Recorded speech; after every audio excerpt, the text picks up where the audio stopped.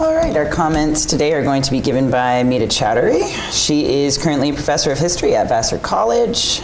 In addition to many articles, she's also the author of 2 books, including Convents and Nuns in 18th Century French Politics and Culture, which came out in 2004, and The Wanton Jesuit and the Wayward Saint, A Tale of Sex, Religion and Politics in 18th Century France, which came out in 2015.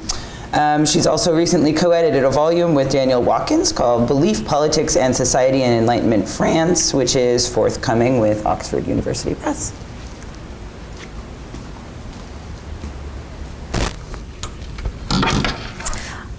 First, I would like to extend my thanks for the invitation to join this panel with its fascinating presentations.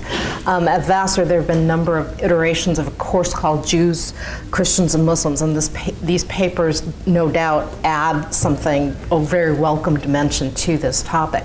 Now, as Brian noticed, the impetus for the panel came from a discussion of and a desire to revisit Louis XVI's 1787 Edict of Toleration. While the panel focuses on a relatively short period of time, the history of the edict is one that both looks back to the edicts of Nantes and Fontainebleau, as well as looking forward to the Declaration of the Rights of Man and the debates about religious tolerance and public worship.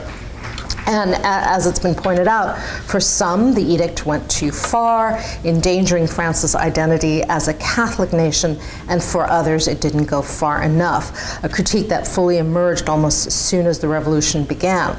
And it wasn't simply a question of acknowledging the existence of religious minorities, but also of their civil existence and their right to worship. But as these papers really demonstrate, there was so much more at stake. And so before delivering my comments on the specific papers, I want to lay out briefly, because I don't want to be one of those commentators where this is the paper I would write, but to say some questions and queries that were forming as I read these papers, and I hope that the audience can engage in. Now, early modern France as a political identity defined itself in terms of its religious institutions and ideology. Arguably, it continues to do so in obvious and less obvious ways. And certainly by the end of the 18th century, what we see is a clash between a vision of a nation defined by religious conformity and uniformity and a state that protected the rights of religious minorities. And Louis XVI's edict, it was kind of skated this issue in somewhat of a poor way. Now, what really struck me is that in many respects, this tension here dovetails with the tension that's inherent in democratic states, the claims of universality and the need to recognize plurality. And it, in fact, is Mirabeau is another person who points out that that very term toleration it reifies marginalization in a lot of ways, even as it represents conciliation. That we have this tension that takes forth. And I'm also really struck by the terms toleration and tolerance. From my perspective, I see toleration as more legalistic, clearly grounded in law and in policy, while tolerance as a term is suggestive of cultural attitudes. And I think these distinctions are kind of important in challenging us to think about religious tolerance in terms of that kind of inexorable and teleological narrative of Enlightenment modernity. And what I really find with these papers is there's this kind of gray space between toleration and tolerance that is actually very dynamic. And these papers occupy that space and suggest the tensions between the two and the shifting back and forth. And really also show us how immediate circumstances, and dare I say it, contingency also influence tolerance and toleration, much like the revolution at large. Now, Brian's paper begins, of course, by suggesting that we question the narrative by considering, and I really like this, the revocation of the Edict of, the Edict of Toleration as a revocation of restrictions rather than a watershed in and of itself. And his paper again highlights how, like the other two do, circumstances shape policies with competing voices at play. And I was particularly struck by your discussion of the hyperbole of Protestant praise, and And I would be curious to hear more about how you read against the grain. So for example, I was thinking about that term future. Is there, in fact, if you looked at a range of things, a kind of lexicon that deals with time and space that really actually frames a kind of critique of the edict? And then, of course, the more difficult question is, how does this discourse, how is it appropriated within a larger population? And I do recognize that these are difficult things to get at, but it's again kind of thinking about it more broadly here. Now, you also bring up the question and emphasize the question of public worship. And of course, I have to ask myself, because having worked on the Jansenists, and I look up at Dale and look down, is where the question of conscience comes in. Okay, because we're in a lot of ways there is this tension between the public and the interior, and lastly here is that how again we might think of this kind of universalist vision of the nation, and yet the desire to kind of maintain sort of confessional exceptionality, which is a part of Calvinist thinking. Where does that fit in into your thought? In Collard's work now, you took on much more what I would say the micro-historical approach with this fascinating story of Ahmed to suggest that non-elites had begun to take almost a kind of proto-anthropological approach to religion as a shift towards tolerance. And within your work, there are multiple fictions clearly at play here. There's the in fact referencing Salon's notion of the fictional Catholic France, the fictions of Islam, and this utopic vision of a France defined by religious and cultural plurality, which I found fascinating. And what I would love to hear more of is how this story and the questions of plurality and syncretism play out in other kinds of stories and other popular venues. In other words, to read that one story in the context of other stories is what can we get? And my guess is that you have many other stories like this. And I'm also and I think that can shed greater light on this question of tolerance. And the other thing too is that this vignette really, I think, does dispel certain Enlightenment categories that tend to persist, namely this equation of religious intolerance with non-elites. That I think gets shaken up a bit. And a question too, is this about cultural difference or religious difference? How do we make the differences? Are those differences worth in fact pursuing? And also, you suggested, and again, I think this is part of the larger work, is how this Ahmed as a kind of fictional character, an imaginary, is connected to larger colonial history as well, which then complicates the question of rights in another direction, right? Okay, like Ian's work, Ron Schechter's work also provides a micro-historical strategy in examining Benjamin's story. And I was intrigued by the role that Madame Benjamin played here. And in the sense that I felt like I was reading about a modern-day Esther in a certain respects, with her application to the convention. But at the same time, is she borrowing strategies from contemporary women, non-Jewish women, especially with this issue of food? Food is often the province of women as well as men. I really would love to read that. We talked yesterday is the larger chapter. And a thread I saw here was this question of utility, in the sense that Benjamin's citizenship in this sense is being proven over and over again by serving the army, right? And so here you have profiteering, which goes against that. And I do wonder if other profiteers weren't critiqued using anti-Semitic language. And here you have this moment where you have an actual Jew, coming in, and so that creates a whole set of other issues. But the profiteer regardless of their background, is a kind of Jewish figure, right? That comes into play, and so you know, this question of tolerance then is dovetailing with these questions about good citizenship, and that then complicates the question of rights. And so this paper, I think, like these other papers, shows us that how issues of faith and tolerance don't have their own separate history, but are really connected to other issues.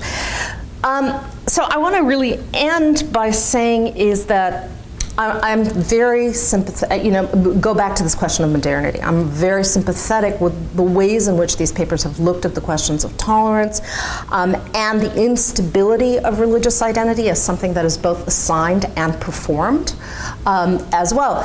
At the same time, it raises something that I struggle with all the time, is when we do this, are we then going back to subsuming religion as an offshoot of other larger causal factors that, quote unquote, are more real, right? And that's a difficult thing. In other words, do we fall into almost like a reflexive Marxian interpretation of religion and faith? And do we end up then arguing that faith is somewhat antithetical to tolerance? So, thank you. The book that I've just finished, and really comes, I guess, for me down to this shift from, I mean, it's not a clear shift. There's not some point of rupture, but I do think that you can trace across this period this shift in ways of talking about religion versus religions. In French, obviously, there are these different terms, religion and culte, and what the distinctions are, that's a very complex mapping, obviously, that is unfolding in the course of the debates in the National Assembly in particular. And if you trace the debates over Article 10 of the Declaration of the Rights of Man and Citizen, for example, there is a great deal of debate. You know, at some point, Talleyrand says, you know, you keep saying religion, but what do you mean? Are you saying all religions, or are you saying religion? This sense of what religion actually means, that religion in the sense of the structure of the state itself, of belief, the actual essence of belief. And it comes to Mita's point about how we talk about religion and whether we consider religion to be something that actually has an essence in itself, or to be the expression of other forces, political forces, intellectual forces, etc. So that is a shift that is taking place, and to me it's very interesting to trace the ways in which other religions that we previously have not been willing to investigate, I think, in relation to these transformations, what role they actually play. And Calvinism, Judaism are very, very central, but alongside them, Islam does play this significant role in two ways, I would say. One, as a religion that is not in some sense invested in France, that is not complicated by a long political history or by the existence and the presence of a large minority. At the same time, it also can represent this kind of, certainly later in the revolution, it represents the ideal religion, a real religion. People, as in some ways it does, this is still being projected today, that Islam has some religionness about it that has been lost in the nature of other religions. So those dynamics, the use of Muslims to kind of to on both sides of the divide, of the revolutionary divide, in ways of politicizing the sense of religious pluralism in France, at the same time as using Muslims and Islam itself at the center of this debate about what religion actually is. Okay, just one. one anecdotal thing that will feed into your argument, and that is that during the brief experiment with separation of church and state from 1795 to Napoleonic Concordat, you have somebody like the Abbé Grégoire, and at some point he actually says, I would be perfectly fine with a mosque here and a synagogue there, but he includes mosques in the kind of religious diversity that he thinks that the situation now calls for, and he's perfectly willing to live with. Questions? Hi, I'm Jeremy Popkin. This is, of course, the Society for French Historical Studies, so it was entirely appropriate that all three of your papers gave a very Franco-French perspective on the issues.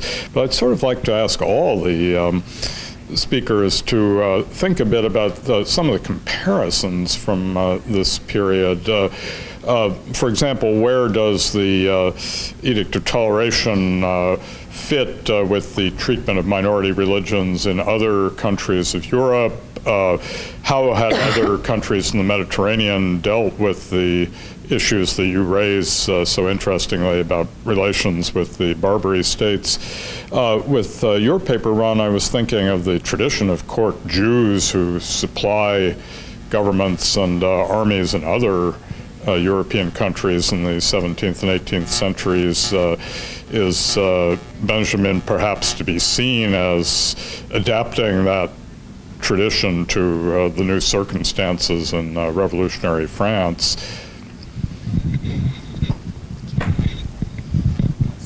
Any other questions? Well, the 1780s sees moves like this throughout the German states, the Holy Roman Empire, oftentimes geared probably less towards Protestants and more towards the Jewish population. There's this notion that this is some kind of an enlightened absolutism that comes across the 18th century and solidifies in the narratives of the 19th century. So it's definitely a part of that story. In 82, yeah. There's also the kind of flip side of this is in the Netherlands, and pretty much the exact same time in the 1780s, you also see some fighting over stadtholder positions, and there's a fear that there are a lot of Huguenots in the Netherlands, and will they try to return if these civil rights are offered, and should we retain our Catholic state in order to prevent us from having them rush in? Or then there's the other side of the argument, well, everybody seems to think that Calvinists are great capitalists to force a very modern word on their industrious, laborious character. So it spirals in several directions. Shall I go? Okay. Thanks for the question, and thanks for the idea of comparing Jacques Benjamin to court Jews of the 18th century, or even I suppose the 17th and 18th centuries. I don't know. There hasn't been, at least I haven't been able to find a lot of work done on Jewish army suppliers in particular. There's an essay in an edited volume about Jewish army suppliers in Poland, but it's mostly 19th century. So I think it's kind of terra incognita here as far as the scholarship is concerned. I would love to be able to make some comparisons. If it helps to go back to old regime France, I could say that there is some indication that Jews have been supplying French armies for a long time. Probably not anything on the scale of Jacques Benjamin, and probably much more piecemeal. But there's an intendant at the very end of the 17th century who writes about why the city and environs of Metz should tolerate a Jewish community there, and it's because it's on the frontier.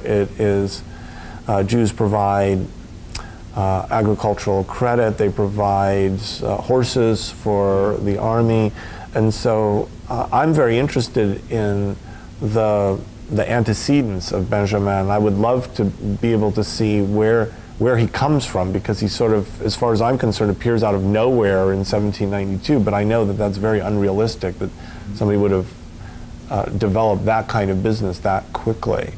But I wouldn't be at all surprised to see something similar happening in the, German states and southwestern Germany. I mean, certainly, I would think it would be on a much smaller scale, but that model of a Jewish army supplier was not. I don't think it was invented by Benjamin.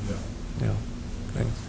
Yeah, definitely. They just, I would say quickly, absolutely, didn't really cover some of those comparisons, but certainly the connections with Italy, Livorno, for example, connections with Spain, but just centrally, the big issue of the 1780s is the annexation of Crimea by Russia in 1783, which exactly. It's really, it's kind of extraordinary. But, I mean, this is a huge issue worldwide for Muslims.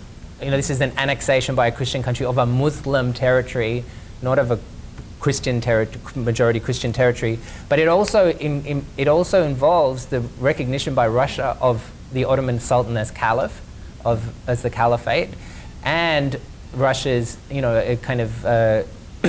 then Russia being prepared to take in Muslim subjects into the Russian political model too. So certainly those questions are being discussed very, very intensively in France during this period as well.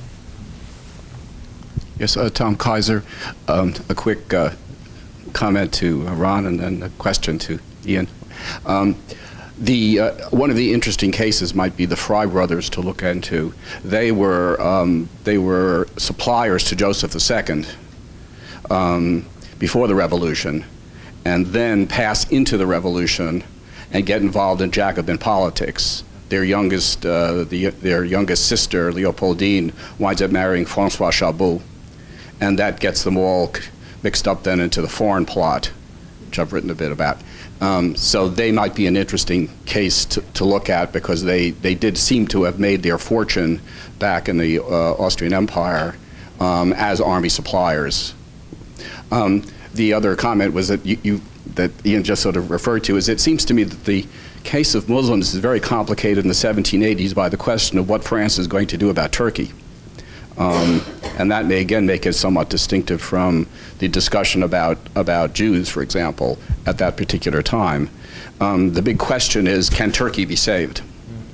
And most people thought at that time that it couldn't be, that it was going to collapse, or at least the European parts were going to be annexed by Russia, speaking of recent history. And so the question becomes, are the Muslim empires inherently decadent? In other words, are they sort of fated to disappear, in which case France ought to take advantage of that situation and possibly take part of the Ottoman Empire, which the Russians and the Austrians are trying to offer the French at this particular time, trying to get the French interested in it to gain their support for this venture? Or should they follow sort of France's traditional policy of trying to rescue Turkey? And I think Vergennes is very, very much torn about this. I think his heart is with the Turks, but he comes to... He had been the French ambassador for 12 years. Yeah, until he was fired by Choiseul. But the question becomes very complicated. I think Vergennes basically sold the Turks out in the end. I think the French didn't want to invest. They didn't have, obviously for financial reasons, they didn't have the money to invest heavily militarily. I know Montmorin sold them out in 1787. And the recent work that I've done on the Crimean period in the early 80s suggests that Vergennes was pushing exactly in the same direction.